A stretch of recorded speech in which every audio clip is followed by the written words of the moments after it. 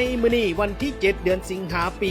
2026 นี้กองประชุมคณะบริหารงานพรรคเมืองเปิดกว้างครั้งที่ 7 สมัยที่ 8 ไม่ได้มีการดำเนินต่อเป็นมือที่ 2 ตามวาระที่ได้กำหนด ซึ่งได้จัดขึ้นอยู่ที่หอประชุมชั้น 2 ของหอว่าการเมือง2คอนแขวงสวัสดิเขตภายใต้การเป็นประธานของสหายลินทองบุญธรรมลีกรรมการพรรคแขวงเลขาคณะบริหารงานพรรคเมือง2คอนโดยมีบรรดาคณะนำคณะบริหารงานพรรคเมืองบรรดาสหายในคณะพรรคคณะหอการและองค์การเทียบเท่าอยู่ภายในเมือง2คอนไม่ได้เข้าร่วมอย่างพร้อมเพรียงและในภาคเศร้ากองประชุมไม่ได้รับฟังบทสรุปสภาพรวมและสืบต่อนำเสนอบรรดาบทรายงานสำคัญพร้อมทั้งประเมินผลการจัดตั้งปฏิบัติหน้าเวียกในระยะที่ผ่านมาและกำหนดทิศทางหน้าเวียกสำคัญในระยะต่อหน้าและนอกจากนี้บรรดาผู้แทนก็ได้มีการประกอบกับเหตุเห็นจากกงไปกงมาที่ส่องแสงถึงปัญหาตัวจริงและเสนอมาตรการแก้ไข